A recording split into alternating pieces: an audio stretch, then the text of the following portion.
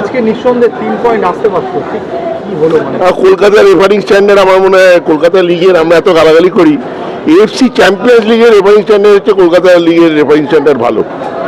আমার আজকে রেফারিদের এত ভদ্র ফাউল আমি দেখিনি। ওরা যতই ফাউল করেছে কোনোটাতেই কার্ড নেই, তার মানে কত ভদ্র ফাউল শেখা উচিত রেফারিদের। আমাদের প্রত্যেকটা ফাউলই লেগেছে ইয়েলো কার্ড, আর ওদের প্রত্যেকটা ফাউলই লেগেছে খুব ভদ্র ফাউল, সেখানে ওখানে কোনো কার্ড দেখা হয়নি। এই ধরনের রেফারিং অত্যন্ত, এবং লাস্ট আমার যা মনে হয়েছে আমি জানি না, আমার তো মনে হয়েছে ওটা পেনাল্টি ছিল। দুটো সিলি মিস। আর মিস কখন করে? যখন ভালো খেলে, যখন গোলের চান্স তৈরি করে মিস করেছে। স্টুয়ার্ট নামার পরে টিমটা অনেক বেশি চেগেছিল, অনেক বেশি খেলেছে, এবং champions league first time Mohun Bagan খেলছে, সেখানে এই আমার মনে হয় আরও উন্নতি হবে। জেমি ম্যাকলারেনকে কবে মোহনবাগান জনতা 90 মিনিটস দেখতে পাবে? দেখুন, আপনারা আমাদের কোচ যাকে যখন মনে করবে তাকে খেলাবে। ম্যাকলারেন ইজ টোটালি ফিট, আজকে দেখেছেন আপনি 18তে ছিল, তো যখন স্যাটেলাইট প্লেয়ার সাবস্টিটিউট আছে তার মানে হি ইজ ফিট। তো আজকে কাকেও বসাবে? আজকে আপনি যদি বলেন এই সময় দিমিত্রিকে বসাবে না একে কামিন্সকে বসাবে, তো সেই জন্য ম্যাকলারেন নিশ্চয়ই খেলবে। ম্যাকলারেন বড় প্লেয়ার, দেখবেন হয়তো পরের আইএসএল ম্যাচেই খেলতে পারে, খেলা যেতে পারে। আনোয়ার নিয়ে এই মুহূর্তে লেটেস্ট আপডেট কি আছে?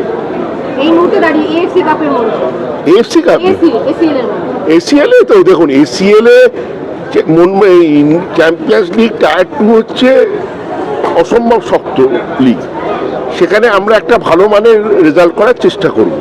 এখন আপনি যদি বলেন চ্যাম্পিয়ন লিগ, আপনি কি চ্যাম্পিয়ন হবেন? এটা মূর্খের মতো কথা। ভারতবর্ষ কি ওয়ার্ল্ড কাপ চ্যাম্পিয়ন হবে? তো সেই জন্য বেটার খেলার চেষ্টা করব। আনোয়ার নিয়ে কাকে নিয়ে রোজ তো তোমরা একটা প্রশ্ন করে যাচ্ছ। আমার মনে হয় যে ভদ্রলোক ওর জীবন নষ্ট করার আপ্রাণ চেষ্টা করছে, সেই রঞ্জিত বাজাজকে তোমাদের প্রশ্ন করা উচিত। মোহনবাগান, ইস্টবেঙ্গল সবাইকে একটা ধোঁকা দিয়ে ওই একাই লাভের চেষ্টা করে যাচ্ছে।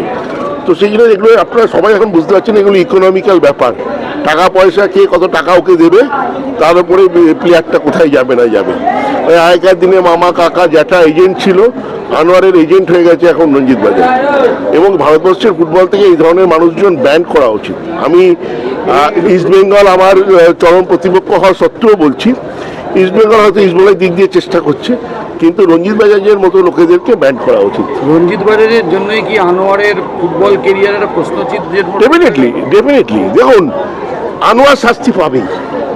টেম্পোরারি কি হবে না হবে সেটা ইম্পর্টেন্ট, কিন্তু পার্মানেন্টও শাস্তি পাবেই।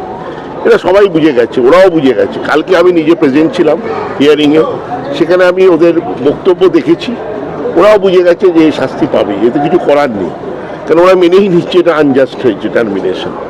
তো সেই জন্যে রঞ্জিত বাজাজের এটা করা উচিত হয়নি। 1 বছর পরে তো ওর কন্ট্রাক্ট হচ্ছিল, তখন কথা বলতে পারত, কিন্তু একটা প্লেয়ারের জীবন নষ্ট করাটা ঠিক নয়।